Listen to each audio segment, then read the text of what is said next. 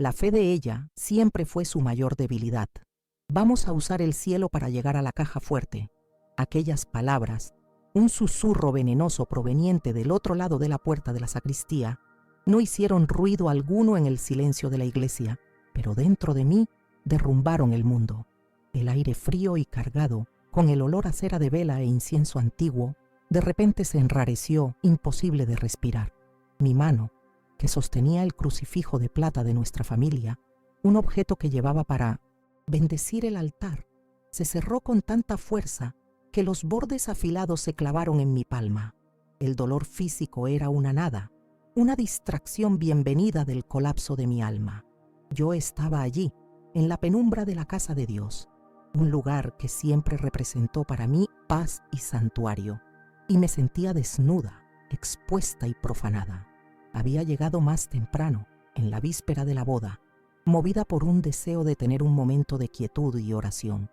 Quería entregar personalmente aquella reliquia de familia, el mismo crucifijo que estuvo en la boda de mis padres y en la mía con mi difunto esposo. Era un símbolo de continuidad, de fe que atraviesa generaciones, y yo quería que fuera testigo de la unión de mi único hijo. Fue cuando escuché las voces. Primero, la de Mateus, mi hijo, tensa, cortando el silencio sagrado. ¿Estás seguro de que funcionará, padre? Cambiar el nombre de Sofía por el de Laura en el momento de la bendición. Y entonces, la respuesta temblorosa del padre Lauro, el hombre cuya parroquia ayudé a reconstruir ladrillo por ladrillo.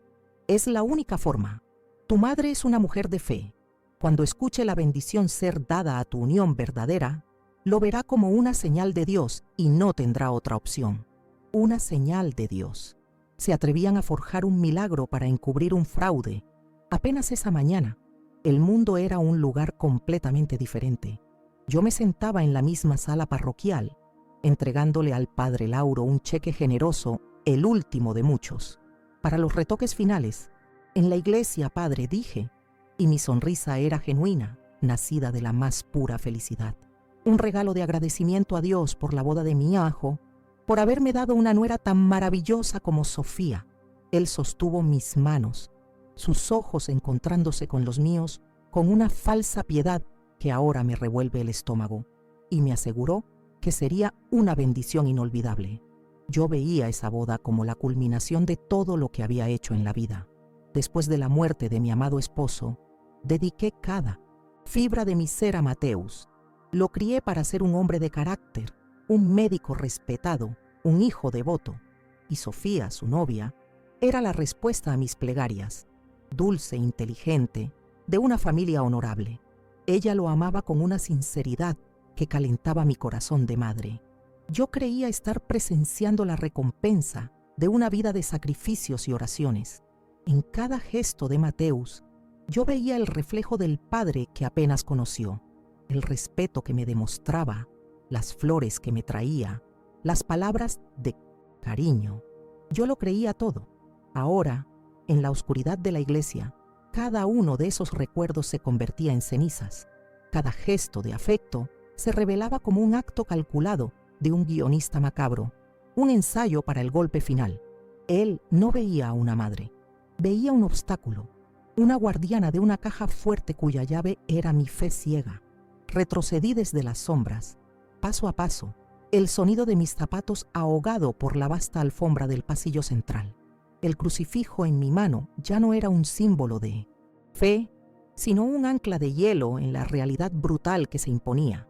El dolor, esa ola abrumadora de traición que amenazaba con ahogarme, comenzó a retroceder dando lugar a algo diferente. Un frío intenso se instaló en mi pecho, una claridad cortante. La mujer que creía en señales divinas murió en ese pasillo. En su lugar, nació una madre que entendía que, a veces, la justicia divina necesita un par de manos humanas para ser ejecutada, y esas manos serían las mías. El día de la boda amaneció con una luz clara e implacable, del tipo que no permite que ninguna sombra se esconda, y yo me movía a través de esa luz como una actriz en su papel más importante. Me vestí con una serenidad que no sentía, un vestido de seda azul que mi hijo elogió, diciendo que realzaba la paz en mis ojos. Él vio paz. ¡Qué tonto! Lo que veía no era paz, era el epicentro de una tormenta, el silencio absoluto que precede a la destrucción. En cada gesto, en cada sonrisa contenida, yo tejía la telaraña. Para Mateus, para el padre Lauro, que me observaban con un alivio disimulado, yo era la personificación de la devoción, la viuda piadosa que, en el fondo, aceptaría cualquier cosa que pudiera interpretar como la voluntad de Dios. Me veían como la oveja mansa, lista para el matadero, pero una oveja no observa al lobo con tanta atención. Mientras fingía concentrarme en los arreglos florales y saludaba a los invitados, mi mente era un reloj de precisión. Catalogué el sudor sutil en la frente del padre Lauro, la arrogancia presuntuosa en la sonrisa de mi hijo, la manera en que intercambiaban miradas cómplices cuando pensaban que no estaba mirando. Estaban tan seguros de su victoria, tan convencidos de mi debilidad, que se volvieron descuidados. Y en cada uno de sus descuidos, yo encontraba una pieza más para la armadura que estaba construyendo alrededor de mi corazón. El dolor no había desaparecido, simplemente se había convertido en combustible. La decisión de actuar llegó esa misma noche, en Enamel, silencio de mi auto, justo después de dejar la iglesia. Las palabras de ellos resonaban en mis oídos, y supe que no podría luchar contra eso sola. La corrupción era demasiado profunda, la traición demasiado sagrada. Había solo un poder en la jerarquía de la iglesia que podría intervenir con la fuerza necesaria: el obispo, un viejo amigo de mi difunto esposo, un hombre de integridad incuestionable. Tomar el teléfono para solicitar una audiencia de emergencia a esa hora tardía fue uno de los actos más difíciles de mi vida. Significaba exponer la herida de mi familia, la vergüenza de mi propio son, pero la alternativa, permitir que el mal venciera, era impensable. Él me recibió en sus aposentos privados, la preocupación grabada en su rostro arrugado. No hubo lágrimas de mi parte, solo una dignidad forjada en acero.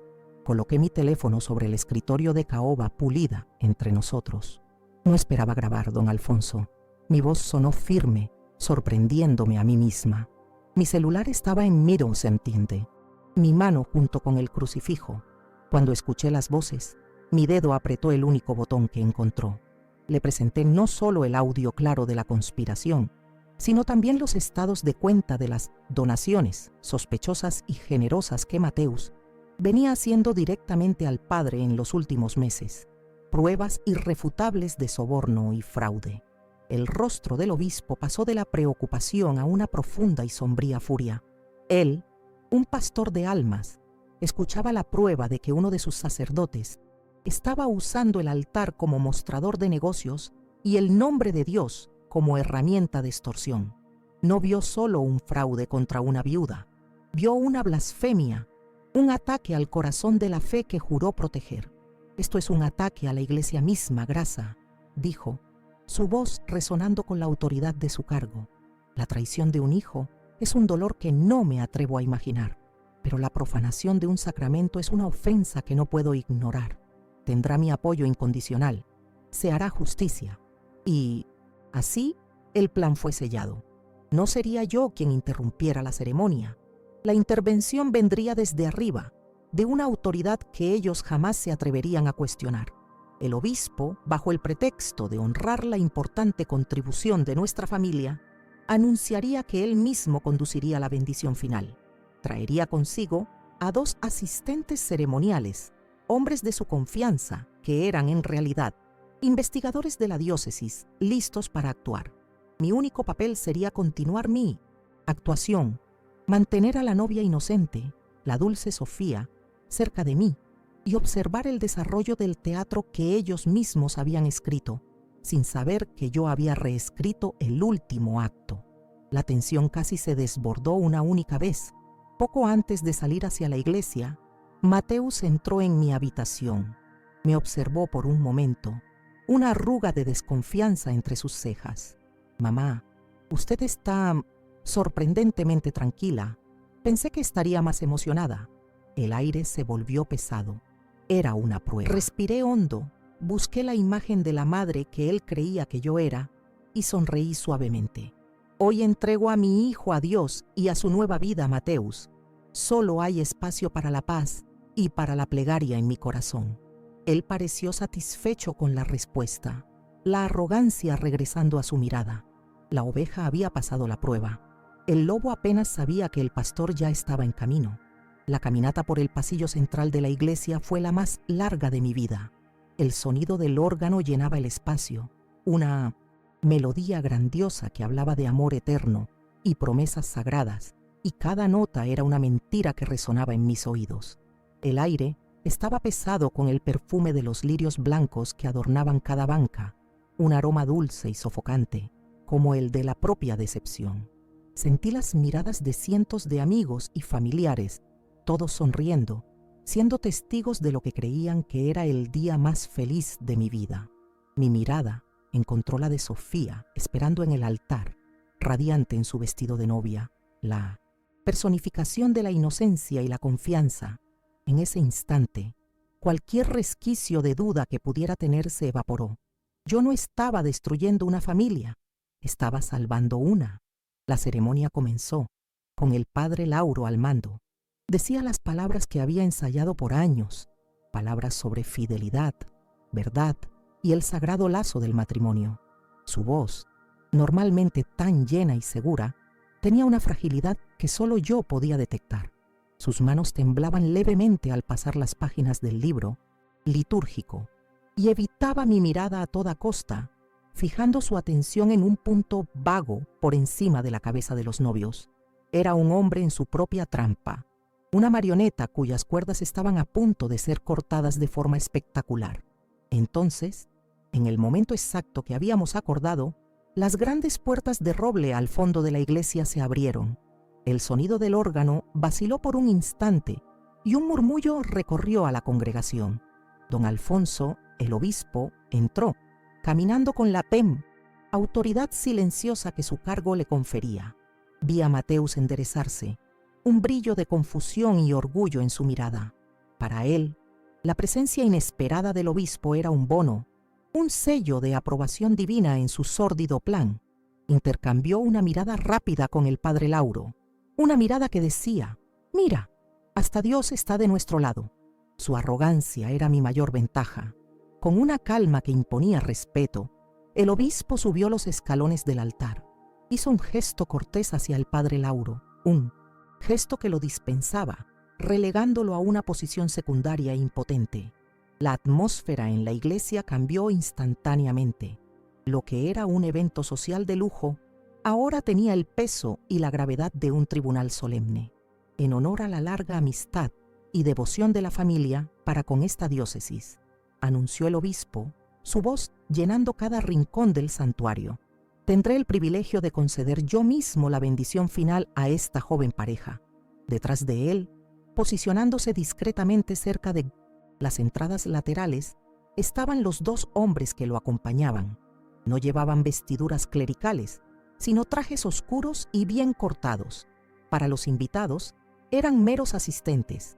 Para mí, eran la garantía de que la justicia no solo sería declarada, sino ejecutada. Sus rostros eran impasibles, sus miradas atentas, y no observaban a la novia, sino al novio y al padre. Eran centinelas silenciosos en la puerta del infierno personal, que estaba a punto de abrirse. El momento llegó. El obispo pidió que Mateus y Sofía se arrodillaran y unieran sus manos. El silencio en la iglesia era absoluto, un lienzo en blanco sobre el cual la verdad sería pintada con colores brutales. Mi corazón no latía con miedo, sino con una pulsación fuerte, rítmica, el tambor de guerra de una batalla que ya estaba ganada. Miré el rostro de mi hijo, el rostro que un día amé más que a mi propia vida, y no sentí nada más que una piedad fría y distante. Estaba arrodillado, esperando una bendición fraudulenta que le daría una fortuna. Apenas sabía que estaba a punto de recibir su juicio. El obispo alzó las manos sobre ellos. Comenzó con la fórmula tradicional, la voz resonando con una claridad divina. Estamos aquí reunidos ante Dios y esta congregación para celebrar la unión de Mateus y Sofía. Hizo una pausa larga y cargada de significado, que hizo que varios invitados se movieran incómodamente en sus asientos. Sus ojos se elevaron hacia el techo abovedado, como si estuviera recibiendo una instrucción, y luego descendieron y se fijaron directamente en mi hijo. Pero parece, continuó, con la voz ahora cortante como el cristal, que hay otra unión que necesita salir a la luz. Un silencio impactado cayó sobre la iglesia, tan denso y pesado que parecía absorber el aire mismo.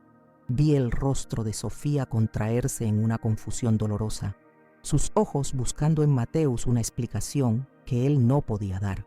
Y mi hijo, mi hijo, por primera vez vi el verdadero pánico irrumpir a través de su máscara de arrogancia. El color desapareció de su rostro, dejando atrás una palidez de cera, y sus ojos, antes tan llenos de sí, ahora eran pozos de puro terror. Lanzó una mirada desesperada al padre Lauro, pero no encontró ayuda. El padre estaba paralizado, el sudor corriendo por sus sienes, un hombre que veía el abismo abrirse a sus pies. La voz del obispo no vaciló. Él era la personificación misma de la justicia.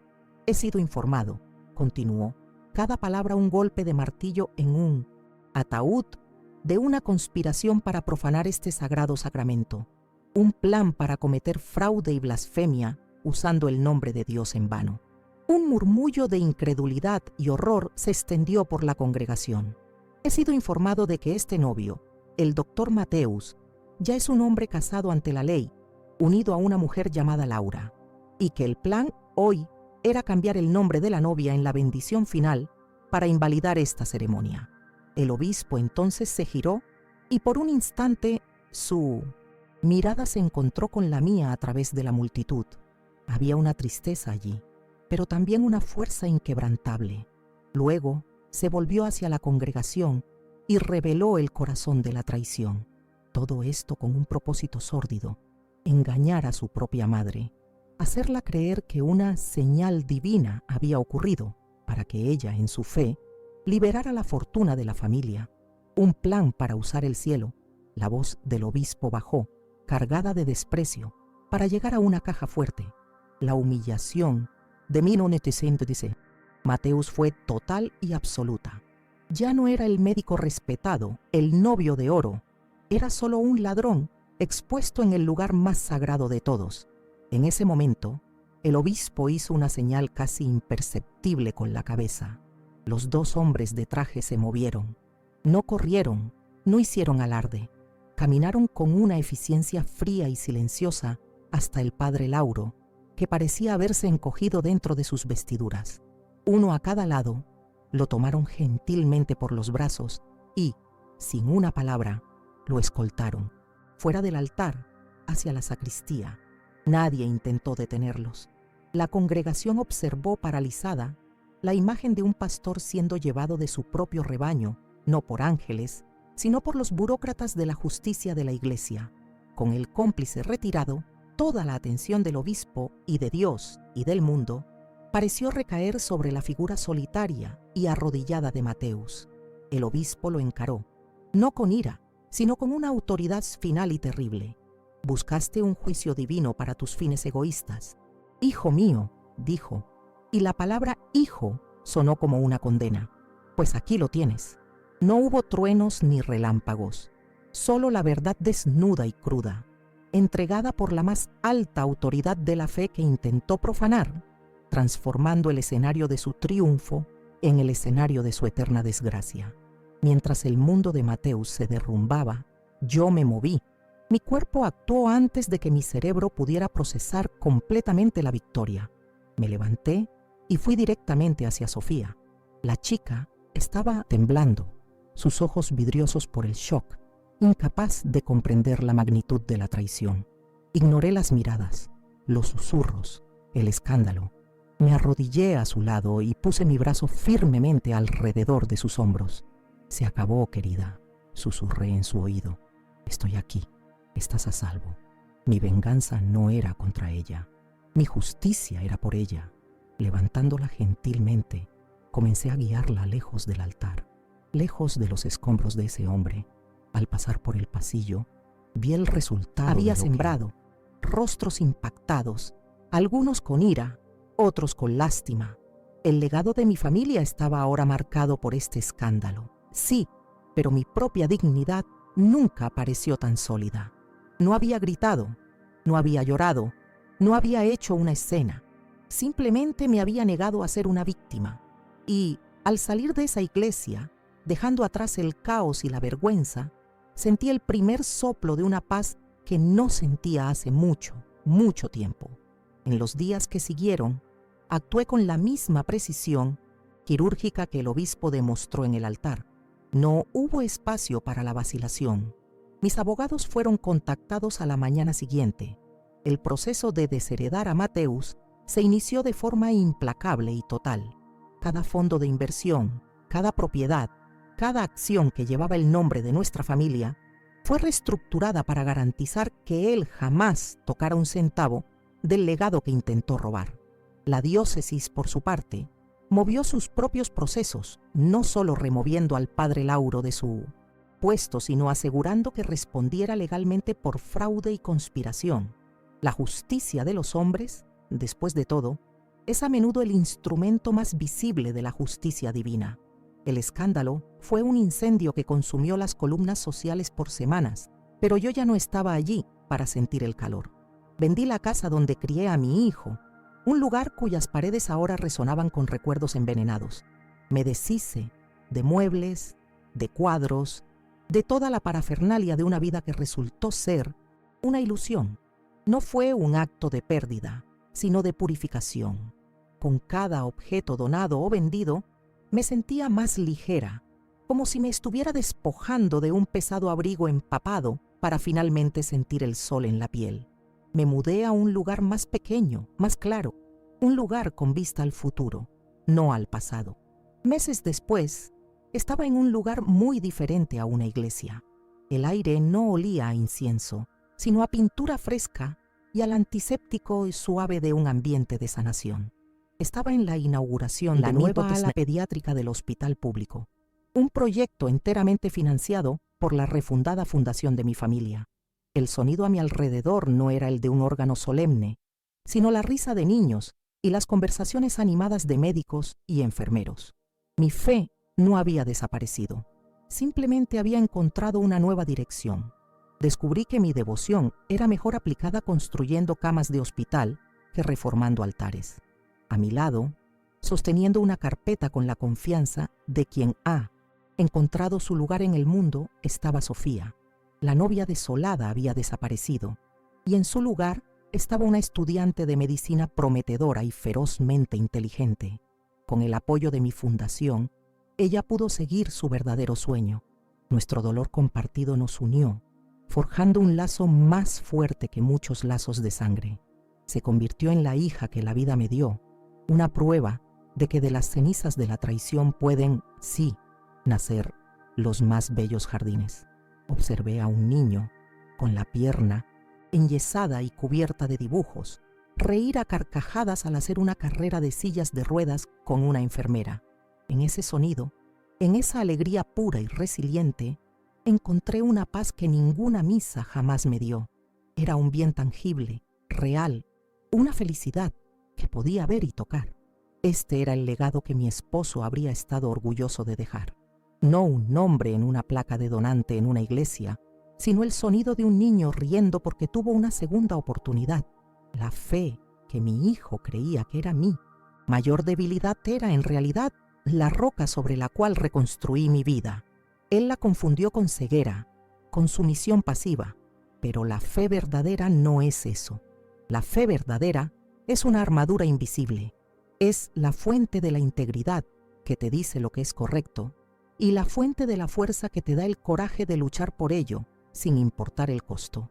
Es lo que te permite perdonarte a ti misma por haber confiado y lo que te da la claridad para nunca más permitir ser engañada. Mi hijo usó mi fe como un arma para intentar destruirme. Él quería el juicio de Dios a su favor, una señal de los cielos que validara su codicia. Se olvidó, sin embargo, de una verdad fundamental, tan antigua como las propias Escrituras. Se olvidó que la justicia divina muchas veces no desciende de los cielos con rayos y truenos. Es ejecutada en silencio y con absoluta convicción por las manos de una madre que se niega a ser subestimada.